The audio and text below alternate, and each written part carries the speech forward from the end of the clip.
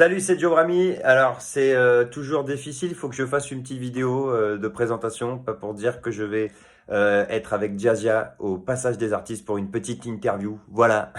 Donc, hormis de dire ça, je sais pas trop quoi dire. C'est la difficulté de ce truc, c'est que qu'est-ce que je dis du coup? Voilà. Bah, retrouvez-moi au Passage des Artistes avec Jazzia. Voilà, pour une petite interview. Déjà dit 2 fois. Donc là, ça devient même chiant. Bonjour. Bonjour. D'abord, je voulais m'excuser parce que Sandrine m'en veut énormément. Donc, Sandrine, ça y est. Elle a porté plainte plusieurs fois contre toi. Voilà. 1000 excuses, Joe Brami. 1000 excuses aussi à Sandra. Non. Sandrine. Sandrine, oula.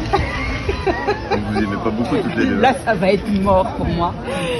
Comment vas-tu? Moi, j'ai envie de te demander d'abord comment tu vas après cette période de confinement, cette période un peu compliquée pour le théâtre. Comment vas-tu? Bah écoute, ça va. Et nous, on a une touche du bois avec une crise comme ça nous fait prendre conscience aussi que on n'est pas les plus à plaindre.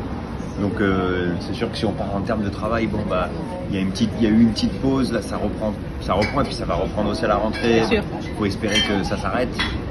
J'espère que pour que ça s'arrête, il faut qu'on garde les masques, les distances, qu'on fasse attention. On s'est même pas fait de bisous, tu vois. Donc, non, voilà. on fait attention. Et puis là, on a 1m50. Donc du coup, non, faut faire attention. Et puis ça ira encore mieux. Et puis on va reprendre un rythme. Faut être positif et faut rester positif, quoi. Et on va surtout croiser les doigts pour les intermittents du spectacle qui ont besoin de travailler. Ouais, bien sûr. Alors, les choses commencent comment pour toi? Est-ce que les choses commencent avec Factor Rire ou est-ce que tu savais ce que tu voulais faire, de l'humour en l'occurrence? J'ai commencé, l'humour oui. J'ai commencé par la danse, par le hip-hop. Dans le sud, je suis parisien mais j'ai grandi dans le sud. Et on a commencé par le hip-hop avec des amis d'enfance qui eux sont devenus pros et qui continuent à vivre de ça. Pourquoi t'arrêtes Parce que j'ai besoin de parler, j'ai besoin de faire le con, j'ai besoin de me marrer. Et du coup, le hip-hop c'était cool, mais c'était pas non plus ce que je le voyais pas en passion. Je le voyais en discipline à un moment où, parce que mes potes le faisaient, moi aussi j'avais envie. Et puis c'est un peu mon univers, la musique hip-hop, rap, tout ça. Je viens un peu de là-dedans. Moi, je voulais faire du one man, faire rire. Et on me disait, mais c'est bien de passer par le théâtre. Tu vas apprendre des bases, des choses, et ça va t'amener petit à petit. Donc c'est ce qui s'est passé dans le sud. J'ai commencé par une petite école de théâtre amateur au coin de la rue, j'ai envie de dire, qui était très sympa, mais qui était pas un but professionnel à ce moment-là. Eux m'ont fait confiance. Toi, t'avais envie de t'amuser à la base. Je prenais pas ça au sérieux, comme pas grand-chose d'ailleurs. À cette époque-là, je prenais pas grand-chose au sérieux, ni le travail, ni rien. J'avais pas vraiment. J'avais le choix de pouvoir faire une carrière dans le commerce. Et je me suis dit, à un moment donné, où j'avais cette lettre de motivation pour une marque de vêtements, où un pote me disait, moi je m'en vais, viens. Je l'ai pas envoyé, je me suis dit non, si je fais ça, c'est-à-dire que je vais arrêter le théâtre, ça m'embête, j'aime bien le théâtre quand même, et on ne sait jamais. Et j'ai préféré le on sait jamais. On sait jamais. Ouais. Alors ensuite, donc Factor Rire. Oui, alors ça c'est marrant, c'est un petit concours que j'ai fait dans le sud où il y avait Coé, Rire et Chanson, tout ça qui était... et j'ai eu la chance d'aller en finale avec Florent Père, Ali, sur un truc que j'avais créé au mois de janvier alors que le concours était en mars, je crois. C'était un sketch de 10 minutes sur La vie à l'envers qui est devenu un spectacle dans le futur, mais au départ c'était un petit sketch. J'avais ça et ça m'a permis d'aller en finale contre eux. À l'époque c'est Ali Bougueraba ou Florent Père qui avait gagné, je sais plus, je crois que c'est Ali. Ali, je suis un grand fan, Ali Bougueraba, je suis un grand fan. Et il avait donc de me retrouver là-dedans avec des gens comme ça, j'étais ultra content, quoi. Et est-ce que c'est quand on fait de l'humour, quand on est dans le domaine artistique, est-ce qu'on se lève un jour et on décide de l'être ou est-ce qu'il y a des petits signes qui font que... Il y a plein de choses. Sans se le dire, sans se dire je vais être drôle et je veux être sur scène, il y a d'abord l'école. À l'école, ouais, on est toujours le petit, celui qui... Ça c'est commun, c'est commun à beaucoup d'artistes. Beaucoup de gens sont un peu... où ils essaient de faire marrer, ou si c'est des dessins. Moi j'avais un pote qui aujourd'hui dessine incroyablement bien et lui toujours dans son coin à faire des dessins, on n'entendait pas parce qu'il dessinait, il était aussi... Ça commence quand même très jeune. Voilà, il était aussi mauvais que moi à l'école, mais parce que lui, moi parce que je parlais, je faisais le con, lui parce qu'il dessinait dans son coin. Et au final on finit, voilà, c'est des petites étapes comme ça. Après mon frère m'a montré des cassettes d'Elie et Diodo à l'époque, et je suis tombé fan de ce duo, fan de ce duo. Et c'est à ce moment-là que je me suis dit, putain, j'aimerais bien faire ce qu'ils font. J'avais 10 ans, mais utopiquement. Elie Semoun, d'ailleurs, avec qui tu as fait une. Ouais, bah ça a été un. J'ai failli te ramener un Kinder Bueno pour ne pas citer de marque, Voilà. pour me faire pardonner. Puis je me suis dit non, il est déjà parti. Voilà. on va éviter. Non, mais c'est gentil, mais non, oui, Elie, ça a été une belle rencontre et on est restés proches et c'est incroyable. Quand t'as 10 ans de se dire je veux faire comme lui et qu'à 20 ans, 25 ans plus tard, on se retrouve avec lui. Ouais. C'est Il est comment dans la vie? Est-ce qu'il est aussi drôle dans la vie que sur scène? Il est drôle. Moi, il me fait rire. C'est quelqu'un qui me fera rire tout le temps. Qui puisse dire fourchette, caillou, il est marrant. Il a un truc comme ça. On va dire ce qu'on veut. Pour moi, il a un truc, même dans l'émotion, qui devient touchant. Quand il parle, quand il dit des choses, quand il rigole. Tout ça. Donc oui, dans la vie, moi, humainement, il est adorable. Il est pas obligé. Enfin, je suis personne. Il m'a accueilli comme ça, vraiment. Et puis on est resté proches. Il m'a invité. On s'est vu, on se revoit. Pas obligé de faire ça et c'est cool quoi. Joe Brami, c'est ton prénom et nom ou... C'est Joe mon prénom et c'est Brami. vraiment Joe ton prénom. J'ai cherché, j'ai fouiné sur internet et il n'y avait que Joe Brami. C'est pas possible, il s'appelle pas Joe, juste Joe comme ça. Joe. Génial. Et qu'est-ce qu'il en est aujourd'hui? Parce que je sais qu'il y a des choses qui se préparent. On va parler de Bénur. Ouais, Bénur, ouais. Alors dis-nous tout. Bénur pour l'instant, même pour moi c'est flou. Oui. Parce qu'on avait une énorme tournée qui commençait à partir d'octobre. Si tout se passe bien, on devrait la prendre. On a changé de production. Une tournée. Voilà, une grosse tournée qui se prépare. Vous serez à Paris quand même? Normalement, le casino de Paris était prévu sur 3 dates. On a encore, les places sont encore en vente. Si tout se passe bien, si tout va bien, je pense que. Donc là, pour l'instant, c'est en stand-by pour moi. En tout cas, je suis pas dans les bureaux, je m'occupe pas de ça au final, et je les laisse gérer parce qu'ils le font très bien, très bien même. moi, je m'en occupe pas trop. Pour l'instant, on se tient aux nouvelles. Donc si tout va bien, octobre. Ouais. On parle aussi de ton spectacle. J'ai eu d'ailleurs le plaisir de voir lors d'une soirée. Échangiste. Échangiste, c'est ce que j'avais fait croire à mon mari qui devait faire de colère. Dans le bureau de Carole? Non mais elle peut pas te le dire. Mais bien sûr, mais je comprends ton énervement. Mais évidemment. Attends, excuse-moi. Glidden, non, rien laisse tomber. Et qu'est-ce qui a fait? Comment les choses se sont préparées avec Jonathan Gaden? C'est Jonathan Gaden qui m'a contacté pendant le confinement ou peut-être un peu après. Il m'a dit on organise une soirée, est-ce que ça te dit? J'ai dit moi oui, je serai là à Paris à ce moment-là. Puis voilà, avec Jonathan on se connaît d'avant, il m'avait proposé il y a 3-4 ans, 3 ans un plateau, j'avais pas pu faire et bon là c'était à Recharge de Revanche, ça m'a fait plaisir de le faire aussi, c'était cool. Joe Brami, est-ce que tu ris de tout? Tout. Tu n'as aucun tabou. Tu penses quoi de cette restriction de l'humour aujourd'hui?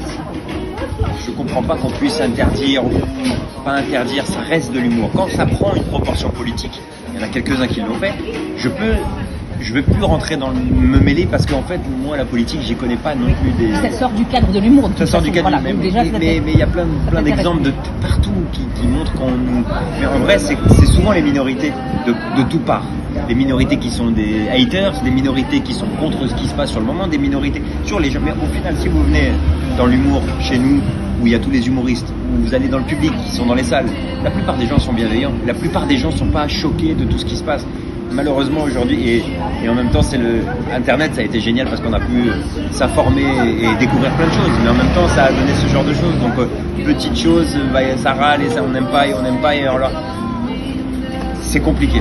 Et au final, à force de restreindre, on va finir par c'est ça qui m'embête, moi, qui me fait peur, c'est qu'on va peut-être plus pouvoir rien dire du tout. À un moment donné, ils ont voulu passer la loi Avia là, qui n'est pas passé d'ailleurs heureusement, parce que si c'est pour arrêter ce qu'ils disent à la base, de dire les pédophiles, les racistes vraiment extrêmes, tous ces trucs-là, des propos vraiment... Là, je me dis, ok, c'est bien de pas écouter ces gens-là parce que quand il n'y a que la haine derrière, ça ne sert pas à grand-chose.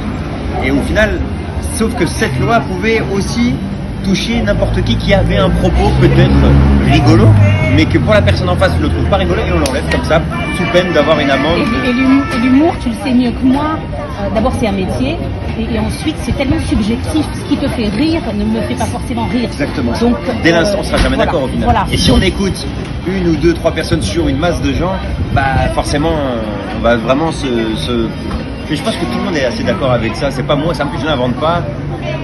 On en a parlé, on a eu 1000 discussions avec plein d'humoristes de tout genre, de toute religion, de tout. couleur de peau, de tout. On est tous plus ou moins d'accord là-dessus. Donc en fait, ce qui nous divise, c'est plutôt les petites minorités qui vont être un peu énervées, je sais pas pourquoi, et c'est dommage. Tu te mets toi des barrières lorsque tu écris? Tu dis non. Si je dis non, je vais me faire engueuler par la personne avec qui j'écris, Gabriel. D'accord. Il va me dire, ah si, tu m'engueules des fois, enfin je l'engueule pas, mais des fois je dis non, ça on peut pas le dire. Ouais. Mais parce que, en fait, je me dis, soit c'est parce que c'est pas drôle, et ça va vite, hein. Ouais, c'est pas drôle et ça peut porter à polémique, et en plus c'est pas drôle, donc là on balaye. Soit parce que j'ai pas envie de froisser.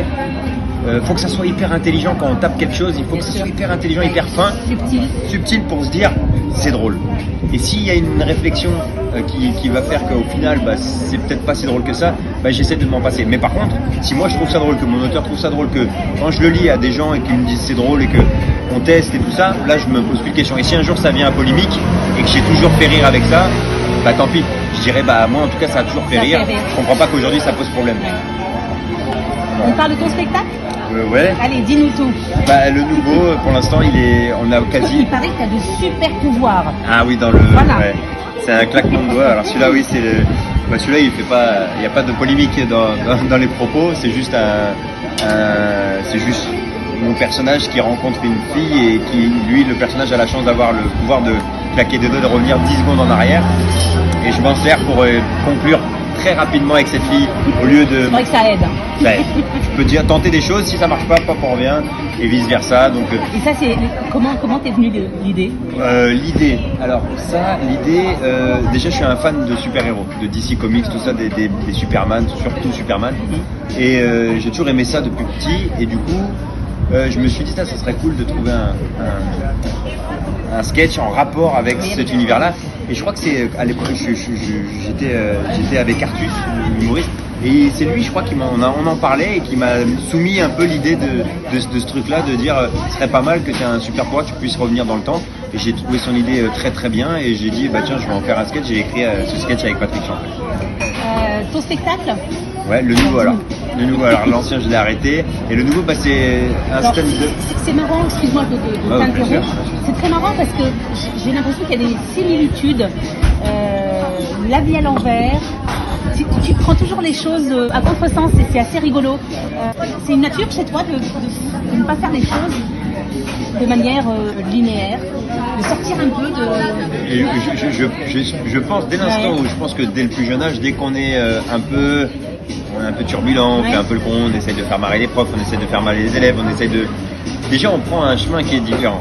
Je pense que beaucoup d'artistes, beaucoup comme ça, on suit pas les lignes, on suit pas les trucs. Après dans les spectacles ça se retrouve parce que moi aussi j'aime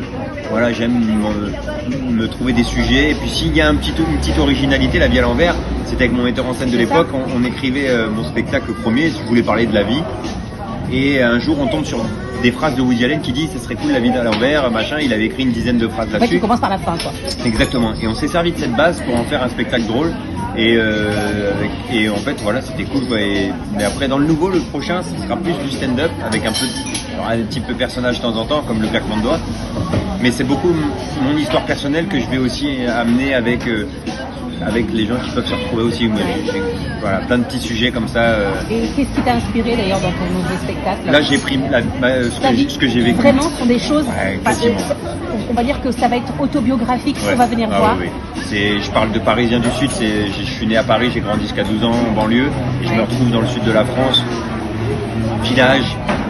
J'habitais dans les immeubles à Bondy et je me retrouve dans des appartements dans un village avec le soleil, la mer à 10 minutes. C'est un choc, vraiment un choc de vie quoi. Donc j'en parle, les différences entre les deux. Après je suis arrivé à Paris pour refaire ce métier. Bon, en plus je passe par plein d'étapes, mais je suis revenu à Paris pour faire ce métier. Le premier boulot qu'on m'a proposé, c'est du téléphone rose, payé en étant intermittent du spectacle pour les femmes. Donc j'en parle. De mon côté un peu maniaque, je parle de mon père avec la religion. C'est pour ça que je vais un peu plus dire des choses qui me touchent, parce que je vais rentrer vraiment dans la religion en racontant l'histoire de mon père très rapidement avec ma mère. Il était très religieux ton papa? Non, pas du tout. Enfin, il a pu être, mais j'en parlerai dans le spectacle, il a une vie, il a su à 34 ans qu'il n'était pas du... Enfin, je peux pas le dire comme ça, mais j'en parle mieux sur scène. On viendra te voir pour tout savoir. Alors, ton spectacle, c'est quand? Normalement, alors, à partir de quand, l'écriture est quasiment terminée. Ouais. Moi, je vais me laisser... Tu as travaillé avec qui pour ce spectacle-là? J'ai pas encore... Avec l'écriture, j'ai travaillé avec Gabriel Frances, Matt Guerredo, et je continue à le faire évoluer, donc on va sûrement continuer à écrire, à modifier des choses, changer. J'aime bien faire lire aussi aux copains qui sont dans l'humour, m'entourer de gens pour savoir un peu, surtout que je viens pas du stand-up pur, je viens du café-théâtre, one-man, théâtre, donc le stand-up est une discipline quand même un peu différente aussi, donc il faut aussi avoir les armes et vraiment pas faire n'importe quoi. Donc tout ça, je prends mon temps, je le fais, je vais tester un peu dans les plateaux, tout ça. Et après, j'espère, j'ai rencontré Marie Guibourg en mise en scène, et j'ai vu son travail, j'ai beaucoup aimé ce qu'elle pouvait faire, et on a parlé, je l'ai beaucoup aimé aussi humainement. Donc j'espère qu'on va pouvoir bosser ensemble, et normalement ça devrait se faire à la rentrée, et de commencer dans un petit théâtre à la rentrée en janvier, plutôt janvier, pour commencer à le roder sur une petite jauge pour essayer de le travailler, d'avoir quelques jours, quelques mois pour après le lancer vraiment. Allez, je te lance un défi. Si tu devais le vendre... À poil, on a voir. Donc en plus il fait chaud, j'ai envie de te dire. Moi j'aimerais te demander, comme tu as failli faire du commerce, de nous vendre un peu ton spectacle. Le nouveau? Voilà, le nouveau. Oh là si tu devais le vendre, si tu devais donner envie tous les gens qui nous regardent, de venir le voir, tu leur dirais quoi? Allez, droit dans les yeux. Droit dans les yeux, je dirais déjà, quand on raconte quelque chose sur sa vie, on a forcément des gens qui ont vécu des choses qui sont quasiment similaires, plutôt similaires, et qui s'en approchent, ou même si c'est pas la même chose, ça se ressemble sur des choses. Je vais parler de plein de choses, c'est difficile de se vendre comme ça, hein. C'est un piège ça. Non mais en gros, je vais passer par plein d'étapes, et de la vie, de ma vie, et politiquement aussi, je vais essayer de m'engager un petit peu sur certaines choses qui me touchent, le féminisme, la religion, la vie en banlieue, la vie privilégiée, je dirais, dans le sud, toutes ces choses-là, les petits boulots qu'on est obligé de faire au début, des petites choses comme ça. Voilà, je pense que pas mal de gens vont se retrouver. Certainement, on va parler à beaucoup de. Voilà, j'aime beaucoup l'impro, donc je vais beaucoup aussi m'aider des gens, parce que j'aime leur vécu et m'en servir aussi pour. Ce sera interactif également? Ah oui, forcément. Ouais. Je le marque, je l'écris pas, je le dis pas, je le mets pas, mais c'est quelque chose que j'aime beaucoup, donc je m'en autorise toujours. Des fois on m'a dit faut pas, c'est pas bien. Moi j'adore ça, j'aime bien, les gens aiment ça aussi, souvent ils aiment bien participer, dire quelque chose, et c'est sûr que ça va pas être tout le spectacle, je vais pas improviser tout le spectacle, mais j'aime bien de temps en temps, sur ce que j'ai vécu, de me poser une question, ou sur comment eux ils ont vécu la chose, et des fois de se renseigner, c'est sympa, ça partage aussi un petit lien avec le public. Moi je vais rajouter un petit argumentaire à ce que tu viens de dire, tu fais très bien d'ailleurs. Tu as cette capacité sur scène à convaincre. Moi je t'ai vu dans Ben Hur, je t'ai vu aussi comment on appelle ça, sur scène à l'Apollo Théâtre. Ouais. Et tu as cette capacité lorsque tu racontes quelque chose, on est convaincu. Voilà, tu as une espèce de conviction, une espèce de sincérité sur scène qui plaît beaucoup. Voilà, donc ce sera. Oui, c'est vrai. Merci. Et donc je ne veux pas, parce qu'en plus on se connaît pas. Voilà, on se connaît pas et puis on s'aime pas dans la. Réellement depuis une semaine par texto. Tout à fait. Donc j'ai aucune raison de vendre ton spectacle. C'est vrai que tu as une espèce de sincérité, de conviction, d'authenticité sur scène que j'aime beaucoup. Ça vient sûrement du fait que j'aime être sur scène. Ça doit venir de là, je suis. Il s'appelle comment ton spectacle? Je l'ai plus ou moins glissé. J'ai envie, on n'a pas encore réfléchi vraiment, mais j'ai envie de l'appeler Parisien du Sud, avec une affiche. Ça me fait rappeler une chanson des années 80, ça. Parisien du Nord. Ah oui, exactement. Parisien du Nord, un rap de l'époque. Tout à fait. Exactement. Ne rajeunit pas tout ça. Oui, c'est vrai. Exactement, Parisien du Nord. Merci vraiment. J'espère qu'on aura au passage des artistes le plaisir de venir t'applaudir sur scène. J'espère qu'on va pouvoir reprendre une vie comme avant. Tout à fait normal. À l'envers ou pas, on s'en fout, j'ai envie de te dire. Tant qu'on arrive à vivre, c'est parfait. On a surtout envie de reprendre une vie normale. Merci beaucoup à toi. Très bonnes vacances. Tu fais quoi pendant les vacances? Suisse. chez ma femme, dans la famille de ma femme, et le sud dans ma famille. C'est génial. Et tu reviens donc en septembre, Septembre, 1er septembre, ouais. Tout frais. Tout frais. Et prêt à bosser. Ah oui, par contre ça, là j'ai hâte même de reprendre les spectacles et la scène. C'est tout le mal qu'on te souhaite. En tout cas, bienvenue au Passage des Artistes. C'est cool, et puis merci. on viendra certainement te voir, t'applaudir. Ah bah avec plaisir.